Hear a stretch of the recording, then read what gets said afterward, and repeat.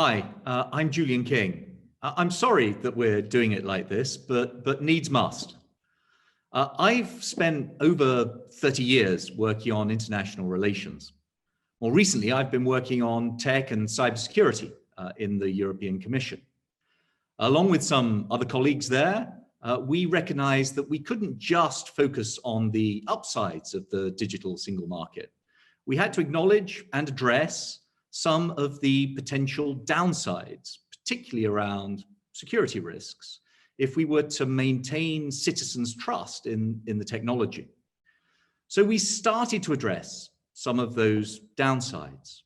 Cybercrime, obviously, illegal content, terrorist content, child abuse content, hate speech, other harmful content, disinformation, the need to secure our critical digital infrastructure, digital plumbing of our interconnected lives.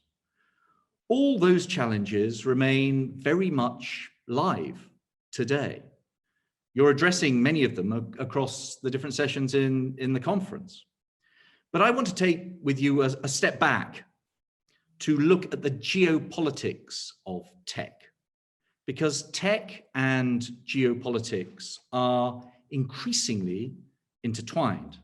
And I think we need to recognize that if we're to understand what it might mean and to start to think about some of the steps that we need to take to address it.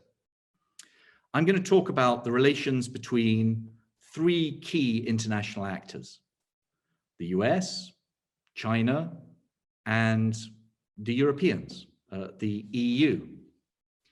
As a European, let's start there. What do Europeans think about the other key actors in this story, the US and China? Well, opinions divided. Pew asked German citizens whether they believed it was more important to have close relations with the US or with China. 37% said the US, but 36% said, given that choice, China. Now, you'll have your own views on why the figures came out that way, why, as we celebrate the 30th anniversary of the fall of the Berlin Wall, only 37% of Germans chose the US. What about other Europeans? Well, it's commonly assumed that the Dutch are among the more Atlanticist of European nations. The well-respected Dutch think tank, the Clegendale Institute, asked, who do you see as a threat? And the Dutch said, 35% of them, China. 29% said the US. I'm going to leave those results out there for what they're worth. They have given rise to a good deal of comment, as you might imagine, including that the Europeans are somehow sitting on the fence, or in particular, seen from the US, that the Europeans are somehow soft on China. I don't think that's right, and I want to explain why. Much of the recent debate on China has focused on their roles and their ambition on tech, in particular around 5G. For all the reasons that we know, 5G will be a critical piece of infrastructure for our future economic development. You don't have to believe all of the hype to know how important, profitable, and influential provision of this key infrastructure will be. So it's not surprising that the US authorities have taken such an interest and pushed other countries so hard not to get locked into Chinese suppliers of 5G. Some of their efforts have, frankly, been pretty heavy-handed and at times counterproductive. But I do understand why they think this is so important. They were clearly worried about the Europeans. It's true that Europe represents both a valuable market in and of itself and an important example setter for others around the world, and that the Chinese suppliers have done pretty well in Europe on 3 and 4G. Indeed, one of the things that US lobbying sometimes appeared to overlook was the sheer weight of economic investment various European countries have already sunk into Chinese 3 and 4G infrastructure. unlike the situation in the US, outside of some relatively small rural networks. But nevertheless, I think it's a mistake to suggest the Europeans were a soft touch. While the US administration was grappling with the first round of its restrictions and exclusion orders on the likes of ZTE and Huawei, European countries came together 18 months ago to compare notes on the risks and vulnerabilities of over-reliance on particular suppliers of this key 5G technology. Recognizing the strategic importance, perhaps recognizing that they were exposed, the Europeans drew up and published the most comprehensive and hard-hitting analysis of the risks that existed at the time. The EU's recommendation on the cybersecurity of 5G networks, published in the spring of 2019, set out clearly both the technical and, crucially, the non-technical risks of over-dependency on particular suppliers. It set out in terms the risk of a supplier being subject to interference. That's interference that could be facilitated by a strong link between a supplier and a third country government, a third country's legislation, especially where there was no legislative checks or balances or the absence of security or data protection agreements, a supplier's corporate ownership, the ability of a third country to exercise any form of pressure on a supplier, as well as more technical considerations, the supplier's ability to assure supply and deliver reliable continuity of supply, and, not forgetting, the overall quality of products and the cybersecurity practices of the supplier. The Europeans then went on to develop and publish earlier this year a comprehensive and detailed, 40 pages plus, menu of possible measures to counter and mitigate these kinds of vulnerabilities, the so-called 5G toolbox. Now, they didn't mention China by name. Frankly, they didn't need to. It was blindingly obvious from the analysis and the policy prescriptions what was at stake. And it's fed through into national decisions. Countries like Poland, the Czech Republic, Estonia, Latvia, Romania, from the outset took a very tough stand on Huawei's involvement in their 5G infrastructure. Others like Denmark, France, the UK, toughened up their positions, sometimes, as in the case of the UK, overturning earlier decisions and long-standing supplier relationships. Some countries like Finland and Sweden had the inbuilt advantage of being hosts to alternative suppliers in Nokia and Ericsson. Admittedly, others, including Germany, are still grappling with the practical consequences, the economic implications of moving away from long-term relationships with key Chinese suppliers, in particular Huawei. But it's pretty clear overall which way the tide is running. And anyone who wants to take a different direction has now to explain why and to justify it against a shared analysis of the risks and vulnerabilities which they themselves have signed up to. But as you know, the challenge represented by China is about much more than Huawei. European attitudes to China have shifted and hardened over the last year or so. While recognizing important areas of continuing cooperation on tackling climate change, for example, the EU has formally declared China an economic competitor in pursuit of tech leadership and a systemic rival promoting alternative models of governance. Europe's become increasingly aware not just of a clash of values over events in Hong Kong, treatment of the Uyghurs, and back in the headlines, Tibet, but of a wider competition and rivalry as China seeks to assert itself. Now, some of this, what you might call a China first policy, with China seeking to manage strategically its economic interdependencies and build greater self-sufficiency and autonomy, especially on tech, isn't exactly new. It follows a decades-old approach seen across many other areas of the economy. But the increasing confidence in promoting Chinese values is striking. Not just resisting liberal Western democratic values taking root in China, but increasingly pushing back on them internationally. And very often, tech is the chosen vehicle. The Belt and Road Initiative goes beyond physical infrastructure. China is actively promoting a digital Silk Road, driving tech exports through initiatives like Safe Cities, promoting its tech standards through standardization cooperation agreements with 50 different countries and regions. But it isn't just a bilateral project. China is breaking new ground in what you might call regulatory diplomacy. It wants, and in some cases it's getting, a bigger role in setting multilateral international tech standards. China heads the UN's telecoms agency, the International Telecommunications Union, as I've no doubt many of you are aware.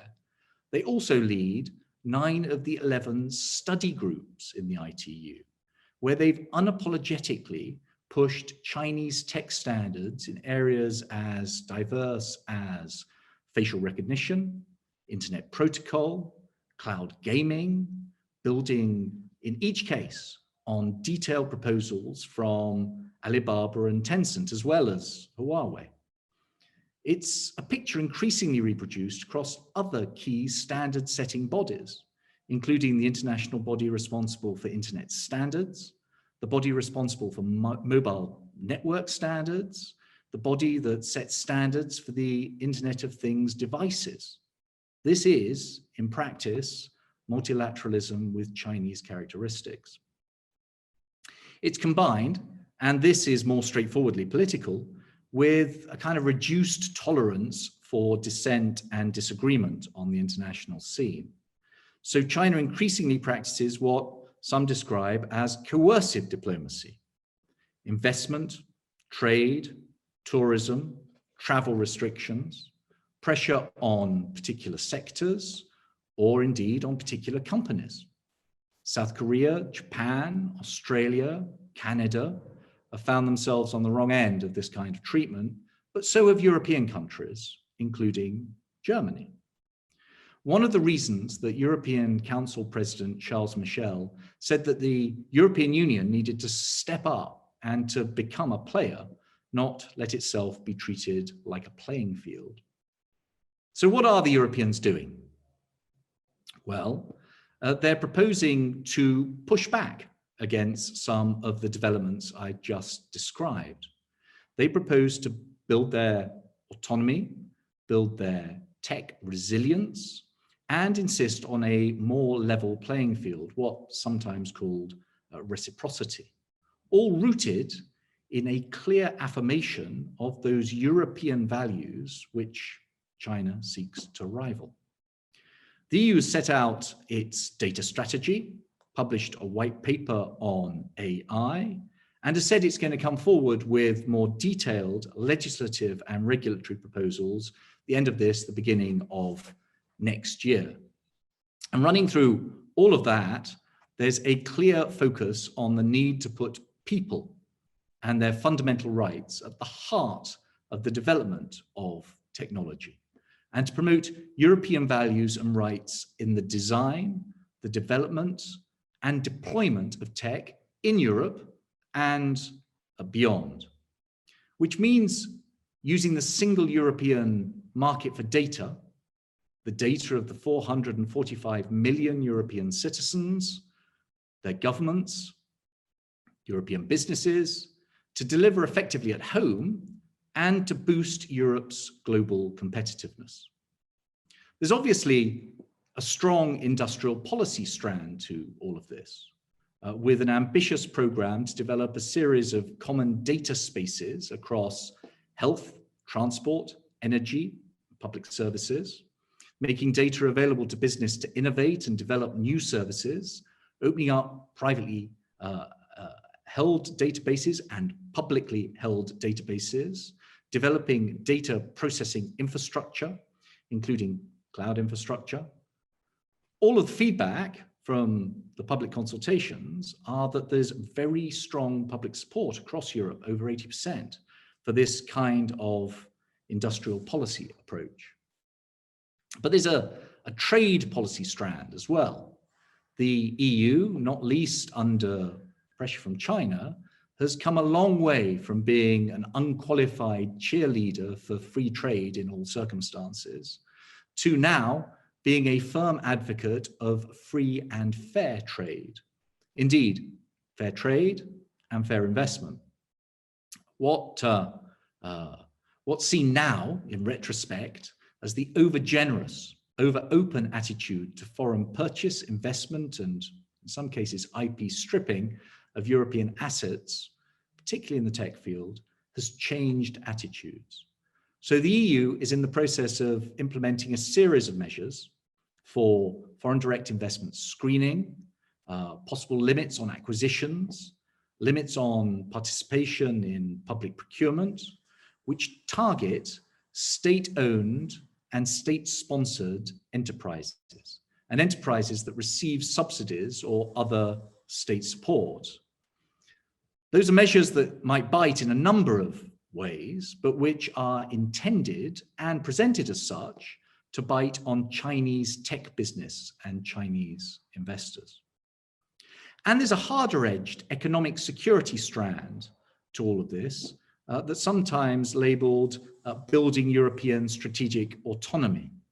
This idea that Europe needs the resources and resilience to be able to take action without being subject to outside influence grew originally out of the defense and security field.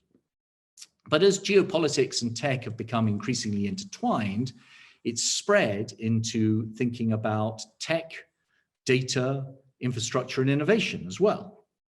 In its hardest form, this thinking can shade into something closer to the search for autarky, complete independence and self-sufficiency, which you do sometimes hear in the defense field when the French President Macron, for example, says that we should end dependency on US weapons.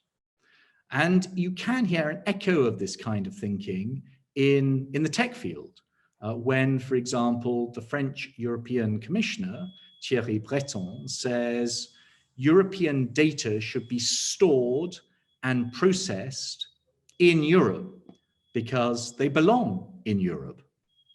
But mostly, strategic autonomy as applied to tech in Europe is more about resilience.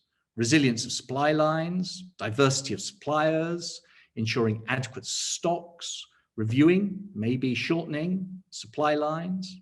It's more good housekeeping and due diligence, given all the international pressures, than it is some kind of proto-Gaullist European independence against all comers. But that does bring us up against one of the big challenges as we consider the geopolitics of tech today. The Europeans, the EU, and the US should be working together, standing together on so many of these issues. But that's not always the case. Too often, there are forces and pressures that divide us. And we need to understand that before we can do anything about it. First, it's important to understand that this is not just about style. Yes, the unremittingly hard line of this US administration can turn some Europeans off. On 5G, for example, arguing that any Huawei in the system meant no intelligence cooperation was a difficult argument for some to swallow, not least because intelligence material is not as a rule shared over public networks. Arguably, it made it harder, not easier, for some countries to change position, to recognize the wider systemic risks and shift their policies. But the real issues, the real problems that we need to be aware of and we need to tackle are about substance. The EU has differences with the US over various aspects of tech and tech policy. Tech regulation, industrial policy, and perhaps most importantly, most difficult, over the protection of fundamental rights. EU regulation on tech, as in other fields, tends to take a precautionary approach. It emphasizes caution, taking time to establish the facts, thorough review before making new innovations that may have some unforeseen consequences, some unforeseen outcomes.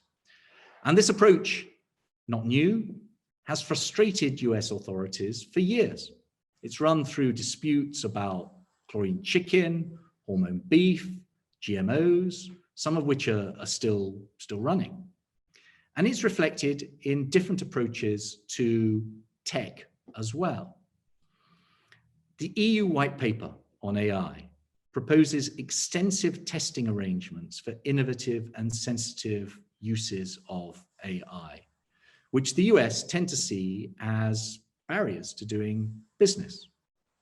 The EU's approach to tech, as I've described, includes a healthy dose of industrial policy, which to some in the US looks a lot like protectionism, promoting data localization, even if you don't go as far as Thierry Breton, poses major challenges for US businesses. Even big companies like Facebook face a major bind. 400 million plus EU customers, tens of millions of SME customers. It would take thousands of technicians, literally ages, and countless millions of dollars to localize all the data that's involved. It's important to note here that there are a range of voices in Europe on this debate. One of Breton's colleagues, the Belgian commissioner Didier Reynders, said the other day that while it was important to invest in European data management and storage, it was also important that Europe continued to be open to receive products and services from abroad. US businesses, the US government remain concerned. In some ways, the biggest challenges are around differences over the protection of fundamental rights and privacy. The EU has set a high bar here, as you will all know, in the GDPR on how data is processed, used, stored, and exchanged. And because this affects everyone in the EU, anyone who sells goods or services to the EU or who processes or monitor personal data of EU citizens or residents, those rules have been exported widely. Many US businesses are bound by them, inevitably. Many have chosen to adopt them as best practice across their operations. But the European Court of Justice continues to police those protections, particularly around personal data, very attentively. And they've just delivered a judgment, catchily known as Schrems II, that struck down the data adequacy agreement between the EU and the US, called Privacy Shield, which covered the exchange, the export of personal data of EU citizens with the US. Now, this is a big deal. It isn't about precautionary regulation or industrial policy. It sets a legal prohibition on exchanging EU personal data with the US. Because the US, in the court's view, can't guarantee essentially equivalent protection to that data as it would enjoy in the EU. In particular, the court says, the US national security agencies and surveillance programs can get access to that data beyond what is strictly necessary. And EU citizens don't get actionable rights against the US authorities. Not surprisingly, all the big US tech companies are up in arms about this. For the moment, they're relying on standard contractual clauses to transfer data and continue to do their business in Europe. But privacy advocates in the EU are challenging that as well. Facebook are locked in a standoff right now in the Irish courts. EU and US authorities are trying to find a way through. It's true that we've been here before. The US revised some aspects of its national security practices under the last administration around oversight and rights to appeal. But further major reform doesn't look that likely. So, to put it politely, there are tensions in the US-EU tech relationship. And there are some differences over how best to handle the challenge of China, too. China's a key driver of EU tech policy, as I've tried to describe. The EU do want to push back, but they haven't bought into the idea of a complete clean break with China. The US Clean Networks Initiative, calling for clean, i.e. not Chinese, 5G, clean carriers and networks, clean app stores, clean apps, clean cable, clean cloud, signing up clean partners, both clean telcos and clean countries, looks to many in Europe to be predicated on a decoupled world, where either it's the US or it's China, with bifurcation all the way through the supply chain, products, and services. And there are now discussions going on across Europe in boardrooms, but also in government chancelleries, about the extent to which such a complete break is possible, and if so, the extent to which it is really desirable. So far, I've been talking about Europe, Europeans, the European Union. There is, of course, one European country that's leaving the EU, the United Kingdom. What about Britain and its place in this whole debate? Well, there's a lot we still don't know about how exactly the UK's departure from the EU single market and customs union at the end of this year is going to work, or what kind of future relationship the UK will have with the EU across a whole range of areas. Listen, I worked in the EU Commission, but please don't ask me to predict the outcome of the negotiations that are due to conclude in the next few weeks. There are some things we do know relevant to our theme today. The UK government have produced a very ambitious strategy for data and data use. They make no bones about the level of ambition they are pursuing. They want the UK, with the US and China, to be a leader in this field. They recognize there's still a lot to do, but they've set out a detailed plan for unlocking the value of data with what they call a pro-growth data regime, an active government role, including building resilient data infrastructure and championing the international flow of data. They're strongly pro-innovation, underlining the importance of opportunities to experiment safely, but without unnecessary barriers. They want to work with international partners to ensure that data is not inappropriately constrained by national borders or by fragmented regulatory regimes. They're realists, recognizing clearly that the balance of power internationally is increasingly based on technology and the data that drives it. And they're pretty hard-headed about China. The government hardened their line on Huawei. There's a ban on buying new Huawei 5G equipment after the end of this year, and Huawei kit needs to be removed from UK networks by 2027. Actually, there's an increasingly vocal lobby in the UK Parliament to be ready to go further than that. There's a clear UK desire to carve out a distinct position, a distinct voice at the hard end of the spectrum of European views.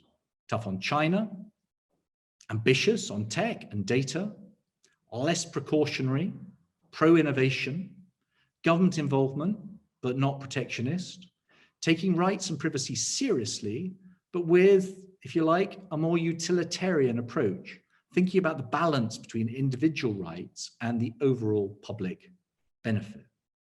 A distinct positioning.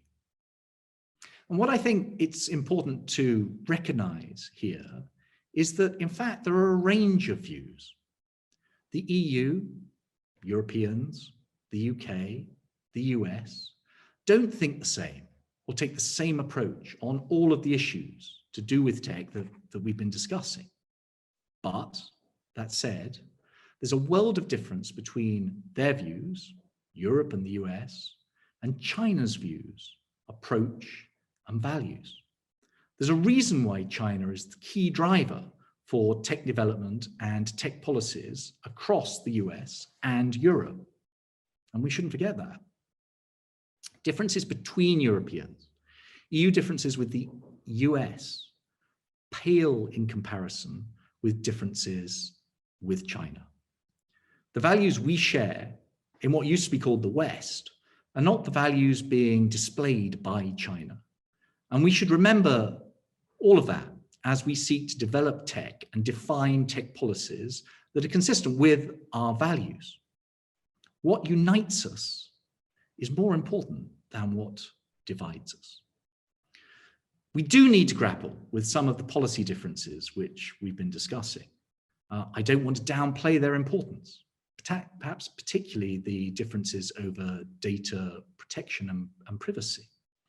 But as others have commented in the past, maybe we need to keep even those differences in some kind of perspective when you consider China as seeking access to population data, demographics, data on our habits, identity and other user data across many of our countries right now to help drive development and build a competitive advantage in AI and potentially surveillance. I welcome the various voices that are starting to call for like-minded liberal democratic countries to find more ways to work together, to build alliances, to promote those shared democratic values through technology. There's still a lot of work to do, I think, on all of this. I don't think anyone has come up with the right framework or the right formula yet, but at least we're asking the right questions. And you shouldn't just leave this, if I can say that, you shouldn't just leave this to the politicians. Your voices, business voices, have a crucial role to play if we're going to get all of this right. Don't know about you, but I think it's important that we do try and get it right. Thank you. Thanks for your attention.